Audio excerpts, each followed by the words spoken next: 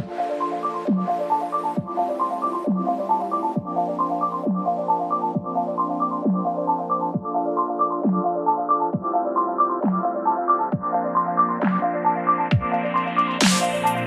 everyone, Ben the Bar Guy back with another video to help you make better drinks, and today we're going to find out if using a big ice cube for your whiskey pours actually matters. Is it all hype, or is big ice really the thing?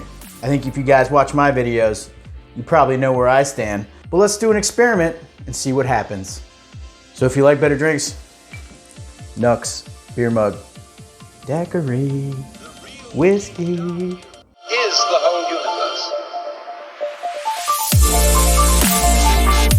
All right everyone, today's video is about big ice. Does it actually matter when you're drinking a neat whiskey to use a big ice cube in the whiskey? It's an important question because if any of you have been to a good cocktail bar worth its salt, you've probably seen at this point some form of big ice. It is important for a lot of reasons. Some bars use big ice just to present on. They just use it for finished cocktails like the Negroni and Old Fashioned or neat whiskeys. In Japan, they even go out of their way oftentimes to carve ice into round circular balls, or they use round molds in order to make an even more impressive presentation ice cube. So today we're actually going to round an ice cube a little bit with a little bit of chipping. We're not going to go over the top like the Japanese bartenders do and make a super round cube. We're going to round it off a little bit more round than this cube, this square cube I'm using here.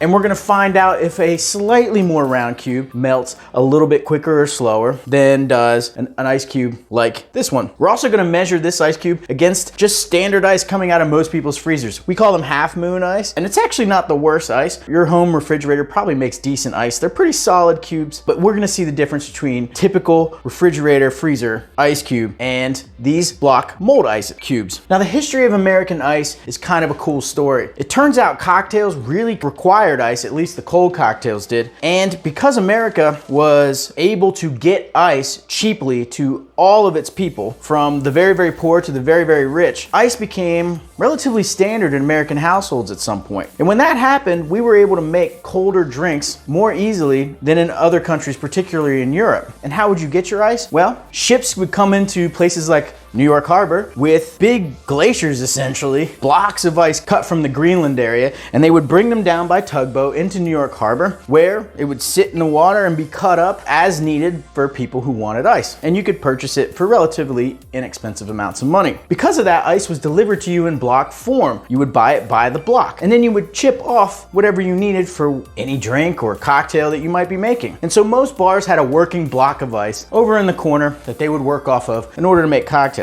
But it just so happens that this block ice had an advantage. Because block ice doesn't have very much surface area, and ice only melts at its surface, you could keep a block of ice for a very long time without it melting. Similarly, if you put it in a cocktail or a glass of whiskey like this, it would also not melt for a longer period of time compared to ice that was more broken down. Ice that's more broken down has more surface area, and therefore it melts faster. So when it comes to cocktails, we started using block ice on the regular. Now this is before ice machines could make ice, or we had freezers that could make ice traditionally. So as those machines started to come along in the late 1800s and in the early 1900s, and they became more ubiquitous in American households, the ice started to change. We didn't buy in block form anymore, and we started to buy smaller and smaller pieces of cube. As we move into Prohibition, the use of ice largely gets forgotten. But Americans took that ice and their knowledge of ice and kind of gave it to the Japanese, who probably understood ice as well. And the Japanese, during the Prohibition and the following Prohibition, where American cocktails were largely dead, the Japanese carried on this tradition of using ice in large format, even cutting and molding ice so that they could use it for cocktails or just neat pours of whiskey, because it didn't add as much water. As you can see, I've been talking for quite a few minutes, and this ice cube is pretty much the same as it was when we started the video. So as the Japanese begin to develop their ice handling skills, America starts to remember its cocktail history. And in about 2000, a bar named Angel Share shows up in New York City, doing lots of Japanese bartending. And my mentor, Sasha Petrosky, would love that bar. He could go in, experience what they were doing, and understood how important ice was. So that when he opened his bar in 2000 in New York City called Milk and Honey, which was the very first modern day speakeasy, it became the actual basis for everything they did at Milk and Honey.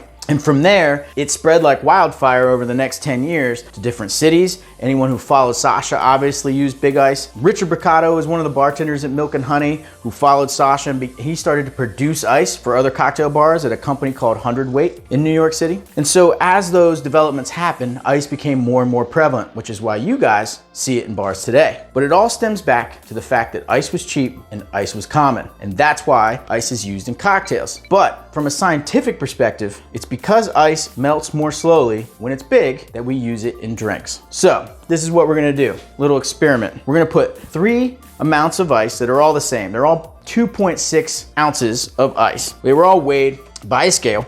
And we're gonna put them in 3 glasses that are identical. 1 ice cube was rounded, and if you ever wanna round your cubes, it's pretty easy to buy an ice pick like this, and maybe a sharp garnish knife or a paring knife, and you can round out the edges of any cube. These cubes are a little bit too small out of the molds I have at home right now, but what we have are three amounts of ice that are the same, in the same style of glass, and they're all gonna be left out. We're gonna do a little time lapse, we're gonna see what melts, and then we're gonna measure the amount of water that comes out. So as we find out how much water is in these drinks, we will find out if in fact big ice cubes do keep your whiskey more whiskey, or do they keep it more water. Let's do the experiment.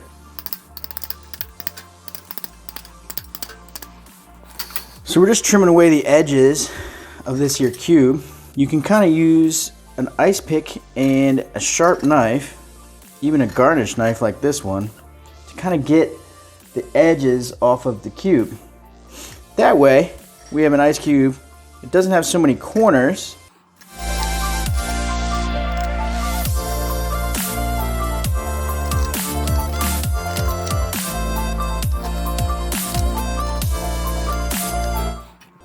It's not perfectly round, but we'll be able to check and see if there's any difference in rounding off an ice cube and how fast it melts. So here's our experiment. Essentially we have a rounded off cube, like I showed you how to make. We have a mold that's a little more square directly from a mold and remaining square. And then we have the same amount of ice in form of our refrigerator freezer cubes that are shaped kind of like half moons. And the first thing I notice is that the half moons take up a lot more space in the glass than the other 2 cubes. And that's because there's so much air surrounding the cubes, they don't stack perfectly. So large ice is going to be more dense and compact in your glass. The clock has started. We'll measure the results. Go.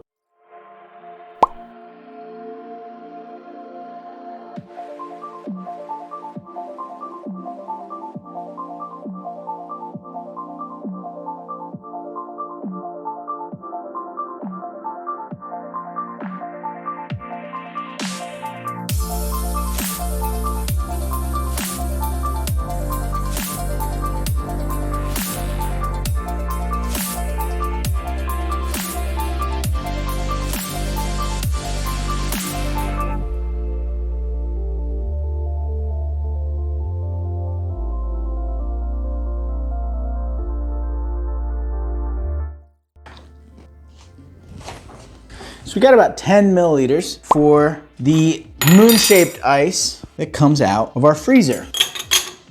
Got about 8 milliliters coming out of the ice that is a square. We have about 8 milliliters coming out of the ice that's round. Okay guys, this is the second experiment. Essentially what we have in these glasses are our half moon rocks at exactly the amount that's in by weight this cube right here, which came out of a mold. And then again, this cube, which has been rounded out to be a little more round. And each one of these is 2.6 ounces of ice. We also have Evan Williams, which is an 86 proof whiskey, measured exactly by using a graduated cylinder, 60 milliliters or 2 ounces. And we're gonna put these on the rocks and then we're gonna time it and basically figure out if when you have a glass of whiskey on the rocks, does the type of rock change how fast dilution happens? So let's go ahead and do that experiment.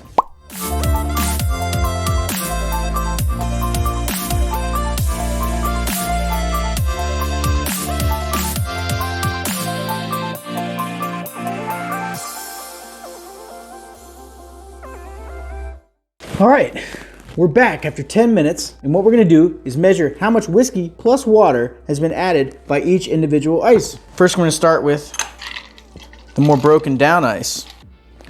So it looks like we're at about 78 milliliters, which is the addition of about 18 milliliters from the original 60 that we started with. That amounts to approximately between a half ounce and a 3/4 of an ounce, about 0.6 ounces. Now this is our square cube. Let's see how much water was added here. Okay, we're at about 76 milliliters, which is about 16 milliliters added from our 60 mils from before. It's about a 2 milliliter difference. This is our rounded cube. And here we see a pretty substantial difference. We're closer to 71. So we see about 7 mils difference, and we've added about a 1/3 of an ounce here. So while this experiment would have to be done many, many times to be scientific, and we'd have to be very careful about what kind of molds we used and what kind of ice we used, and we'd have to have a control, of course. This does show that in both cases, ice cubes are adding less water to the drink if they are in fact a little bit bigger and a little bit more solid. All right guys, so that's our video today, all about does big ice matter? And I think we've shown that at least at some standpoint, after a certain amount of time, you've added less water using bigger cubes. When it's just exposed to air, we saw after 60 minutes, a pretty substantial difference. When it's just exposed to whiskey, after only 10 minutes, we saw a difference. And when it came to the whiskey melting the ice, we actually saw a rounded cube melt a little bit less. And that was a cube that wasn't really round, it was just slightly rounded. All of those cubes were the same size and the same amount of whiskey was added. So I think what we can determine is that it's likely accurate that when you use a bigger cube, it does make a difference in how much water's in your drink. And this is just for presentation ice. If we were to do measurement of when we shake cubes with big ice and we get froth and that sort of thing on cocktails, we would see an even bigger difference. When you shake with big ice, it shears differently in a tin and creates even better effects on drinks. So while this certainly isn't conclusive scientifically, I think it's probably a safe assumption that if you want a little more time with your whiskey, if you want your drink to be controllably diluted with wider margins of error when you shake with big ice, I think big ice is the way to go. So I hope you enjoyed this video. Please like and subscribe if you like what you see. And as always guys, to better drinks. Till the next video, you guys have a good day.